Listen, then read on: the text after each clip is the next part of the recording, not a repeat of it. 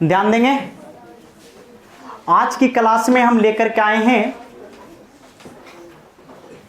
Science का 40 महत्वपूर्ण objective प्रश्न जो हर एक परीक्षाओं में पूछे जाते हैं।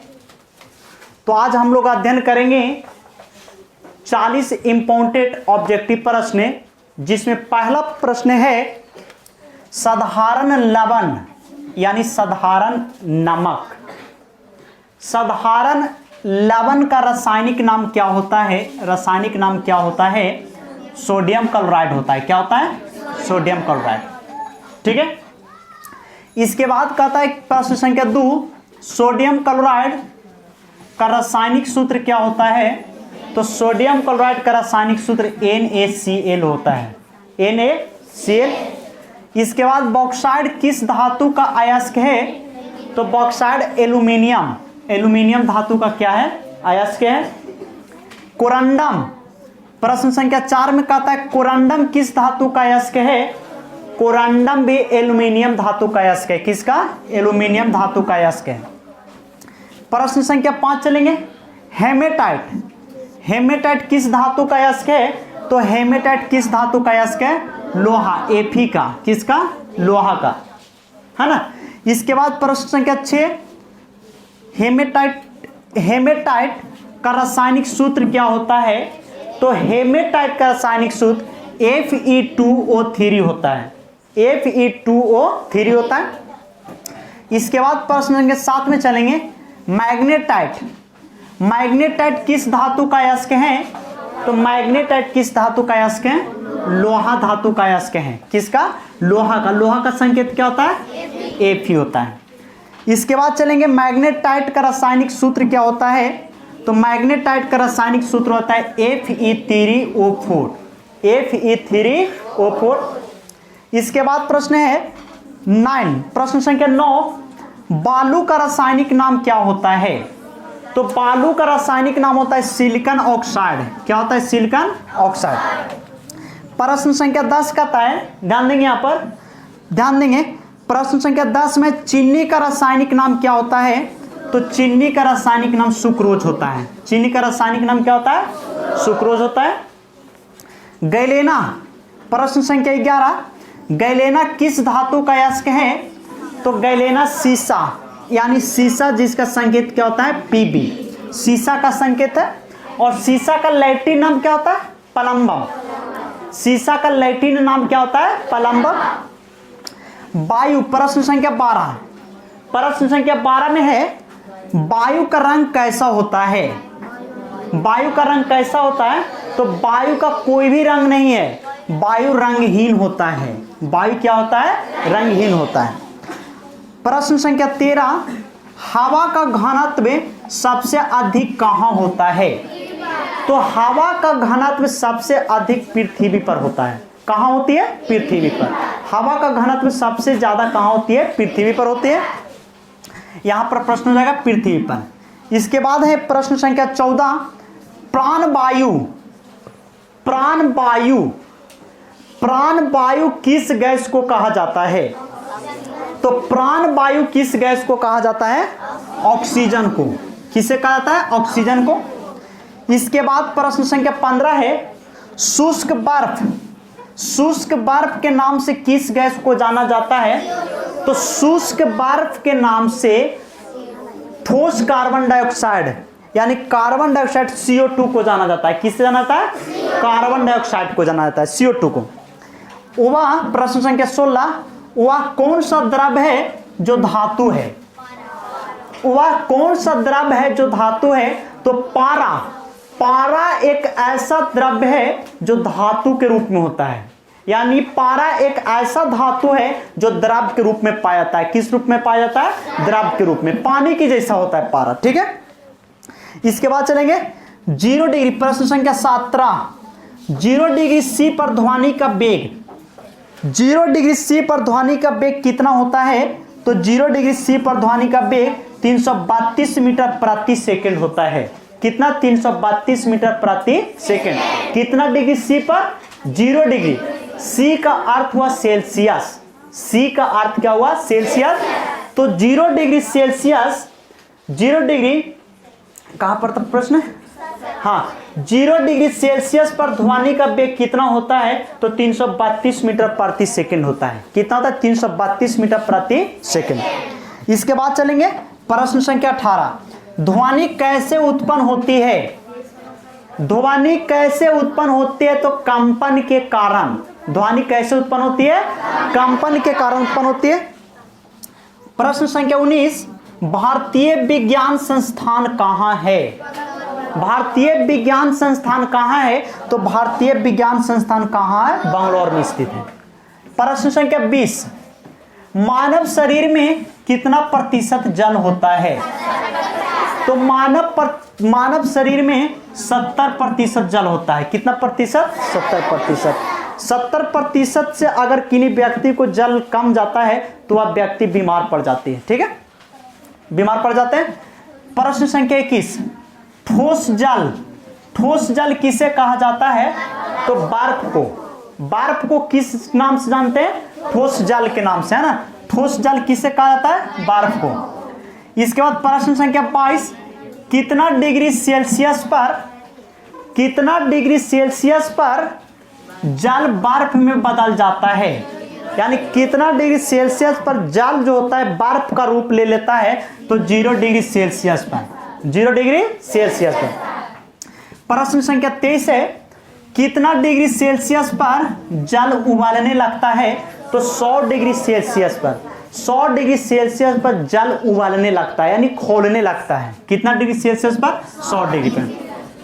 आगे प्रश्न संख्या 24 है, ध्यान देंगे। यहाँ पर 24 में है, कोशिका के अध्ययन को क्या कहा जाता है? तो कोशिका के अध्ययन को कोशिका विज्ञान कहा जाता है। अंग्रेजी में साइटोलॉजी कहते हैं। क्या कहते हैं? साइटोलॉजी। और कोशिका के अध्ययन को क्या कहा जाता है? हिंदी में कोशिका विज्ञान कहते हैं और अंग्रेजी में साइटोलॉजी बोला जाता है। प्रश्न संख्या 25, कोशिका का खोज, ध्यान देंगे यहाँ पर, कोशिका का खोज किसने किया था? तो कोशिका का खोज रॉबर्ट हुक ने किया था। किसने किया था?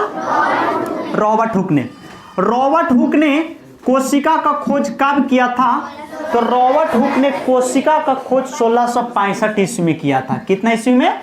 1665 ईस्वी में। मनुष्य के, यानी हम लोगों, मनुष्य के शरीर की सबसे बड़ी कोशिका कौन है? मनुष्य के शरीर की सबसे बड़ी कोशिका कौन है? यानी हम लोगों की सबसे बड़ी कोशिका, मनुष्य के शरीर की सबसे बड़ी कोशिका तंत्रिका कोशिका होती है। कौन होते हैं? तंत्रिका कोशिका। प्रश्न संख्या 28, प्रश्न संख्या 28 में है, मनुष्य के जीवन में दांत कितने बार निकलता है? तो मनुष्य के जीवन में 2 बार दांत निकलता है। 2 बार के बाद फिर नहीं आता है। ठीक है। इसके बाद प्रश्न संख्या 29, टाइफाइड एक बुखार होती है। टाइफाइड क्या होती है? एक बुखार होती है। तो टाइफाइड बीमारी किस अंग को प्रभावित करता है? टाइफाइड बीमारी आंत को प्रभावित करता है। किसे प्रभावित करता है? आंत को। आंख नहीं, आंत को। ठीक है। इसके बाद ग्लूकोमा बीमारी किस अंग को प्रभावित करता है? आंख को। ग्लूकोमा आंख को प्रभावित करता है और टाइफाइड आंत को प्रभावित करता है। ठीक है। रेलवे इंजन, प्रश्न संख्या 31 में है, रेलवे इंजन का आविष्कार किसने किया था? रेलवे इंजन का आविष्कार किसने किया था? तो जॉर्ज स्टीफेंसन ने किया था। किसने किया था? जॉर्ज स्टीफेंसन ने। रेलवे इंजन का सर्वप्रथम आविष्कार यानी रेलवे इंजन का खोज किसने किया था? जॉर्ज स्टीफेंसन ने किया था। प्रश्न संख्या 32 में है, डायनामाइट का आविष्कार। डायनामाइट एक विस्फोटक पदार्थ होती है जिससे विस्फोट किया जाता है। तो डायनामाइट का आविष्कार किसने किया था? तो डायनामाइट का आविष्कार अल्फ्रेड नोबेल ने किया था। किसने किया था? अल्फ्रेड नोबेल ने। इन्हीं के नाम से नोबेल पुरस्कार दिया जाता है। अल्फ्रेड नोबेल के नाम से नोबेल पुरस्कार दिया जाता है। आगे प्रश्न संख्या 33, कौन सी गैस जलने में सहायता प्रदान करती है? कौन सी गैस जलने में सहायता प्रदान करती है? तो ऑक्सीजन गैस जलने में सहायता प्रदान करती है। प्रश्न संख्या 34, कौन सी गैस आग बुझाने में सहायता करती है? Carbon dioxide. कार्बन डाइऑक्साइड एक ऐसा गैस है जो आग को बुझाने में सहायता करती है। क्या करती है? आग को बुझाने में सहायता करती है। जीव जंतु किस गैस को सांस के द्वारा छोड़ते हैं? कार्बन डाइऑक्साइड को। ठीक है, जीव जंतु किस गैस को सांस के द्वारा छोड़ते हैं? कार्बन डाइऑक्साइड को। और जीव जंतु किस गैस को सांस के द्वारा ग्रहण करते हैं? तो ऑक्सीजन को ग्रहण करते हैं। क्या करते हैं? ऑक्सीजन को ग्रहण करते हैं और कार्बन डाइऑक्साइड को क्या करते हैं? छोड़ते हैं। पेड़ पौधे, प्रश्न संख्या 36, पेड़ पौधे किस गैस को सांस के द्वारा छोड़ते हैं? तो पेड़ पौधे ऑक्सीजन गैस को सांस के द्वारा छोड़ते हैं। ध्यान देंगे यहाँ पर, पेड़ पौधे ऑक्सीजन गैस को सांस के द्वारा छोड़ते हैं और कार्बन डाइऑक्साइड को क्या करते हैं? ग्रहण करते हैं। कार्बन डाइऑक्साइड को क्या करते हैं? ग्रहण करते हैं। जबकि जीव जंतु यानी हम लोग यानी जो जीव जंतु होते हैं वो कार्बन डाइऑक्साइड को छोड़ते हैं और ऑक्सीजन गैस को क्या करते हैं? ग्रहण करते हैं। पेड़ पौधे, प्रश्न संख्या 37 में दिया गया है, पेड़ पौधे किस गैस को सांस के द्वारा ग्रहण करते हैं? तो कार्बन डाइऑक्साइड को। इसके बाद प्रश्न संख्या 38, वायु में ऑक्सीजन गैस कितना प्रतिशत है? तो वायु में ऑक्सीजन गैस 21% है। प्रश्न संख्या 39, वायु में नाइट्रोजन गैस कितना प्रतिशत है? तो वायु में नाइट्रोजन गैस 78% है। प्रश्न संख्या 40, वायु में कार्बन डाइऑक्साइड CO2 की मात्रा, वायुमंडल में CO2 की मात्रा यानी कार्बन डाइऑक्साइड गैस कितना प्रतिशत है? तो 0.03%। 0.03%। किन्हीं को दिक्कत? फिर से एक बार रिपीट करते रहे। ठीक है, ध्यान देंगे, 5 मिनट का समय ले रहे हैं। साधारण लवण का रासायनिक नाम क्या होता है? Sodium chloride. ठीक है, प्रश्न संख्या 2, सोडियम क्लोराइड का रासायनिक सूत्र क्या होता है? NaCl, है ना, NaCl। प्रश्न संख्या 3, बॉक्साइट किस धातु का अयस्क है? एल्यूमिनियम का। ध्यान देंगे यहां पर ध्यान देंगे, बॉक्साइट किस धातु का अयस्क है? एल्यूमिनियम का। कोरंडम किस धातु का अयस्क है? एल्यूमिनियम का। हेमेटाइट किस धातु का अयस्क है? लोहा का। लोहा का संकेत क्या होता है? Fe। हेमेटाइट का रासायनिक सूत्र क्या होता है? Fe2O3। मैग्नेटाइट किस धातु का अयस्क है? लोहा का। Fe संकेत हो जाएगा। मैग्नेटाइट का रासायनिक सूत्र क्या होता है? Fe3O4। बालू का रासायनिक नाम क्या होता है? Silicon oxide. चीनी का रासायनिक नाम क्या होता है? सुक्रोज। गैलेना किस धातु का अयस्क है? सीसा यानी Pb का। वायु का रंग कैसा होता है? वायु रंगहीन होता है। वायु कैसा होता है? रंगहीन होता है। इसके बाद प्रश्न है, हवा का घनत्व सबसे अधिक कहाँ होता है? पृथ्वी पर। हवा का घनत्व सबसे अधिक कहाँ होती है? पृथ्वी पर। प्राण वायु किस गैस को कहा जाता है? ऑक्सीजन को। प्राण वायु किस गैस को कहा जाता है? ऑक्सीजन को। शुष्क बर्फ के नाम से किस गैस को जाना जाता है? कार्बन डाइऑक्साइड को। वह कौन सा द्रव है जो धातु है? पारा। यानी पारा ही ऐसा धातु है जो द्रव के रूप में पाया जाता है, द्रव अवस्था में पाया जाता है। 0 डिग्री सेल्सियस पर ध्वनि का वेग कितना होता है? 332 मीटर प्रति सेकंड। ध्वनि कैसे उत्पन्न होती है? कंपन के तो कारण। भारतीय विज्ञान संस्थान कहाँ है? बेंगलोर में। भारतीय विज्ञान संस्थान कहाँ है? बेंगलोर में। मानव शरीर में कितना प्रतिशत जल है? 70%। ठोस जल किसे कहा जाता है? बर्फ को, है ना। कितना डिग्री सेल्सियस पर जल बर्फ में बदल जाता है? 0 डिग्री सेल्सियस पर जम जाता है। ठीक है, कितना डिग्री सेल्सियस पर जल उबलने लगता है? 100 डिग्री सेल्सियस पर जल उबलने लगता है। कोशिका के अध्ययन को क्या कहा जाता है? कोशिका विज्ञान यानी साइटोलॉजी कहा जाता है। क्या कहते हैं? कोशिका विज्ञान यानी साइटोलॉजी कहते हैं। कोशिका का खोज किसने किया था? रॉबर्ट हुक ने किया था। कोशिका का खोज सर्वप्रथम किसने किया था? रॉबर्ट हुक ने, है ना। कोशिका यानी सेल का खोज सर्वप्रथम किसने किया था? रॉबर्ट हुक ने किया था। रॉबर्ट हुक ने कोशिका का खोज कब किया था? 1665 ईस्वी में किया था। कितना में? 1665 में। मनुष्य के शरीर की सबसे बड़ी कोशिका कौन है? तंत्रिका कोशिका।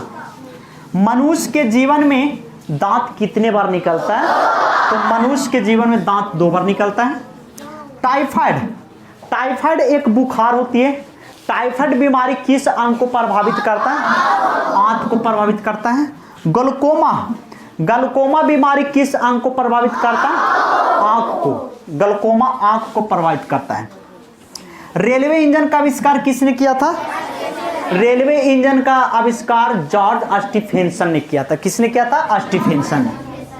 डायनामाइट, डायनामाइट एक विस्फोटक पदार्थ होती है। डायनामाइट का आविष्कार किसने किया था? अल्फ्रेड नोबेल ने किया था। कौन सी गैस जलने में सहायता प्रदान करती है? तो ऑक्सीजन, ऑक्सीजन जलने में सहायता प्रदान करती है। ठीक है, जहां पर ऑक्सीजन नहीं होगी वहां पर नहीं जल पाएगी। ठीक है, कौन सी गैस आग बुझाने में सहायता प्रदान करते हैं? CO2। जीव जंतु किस गैस को छोड़ते हैं?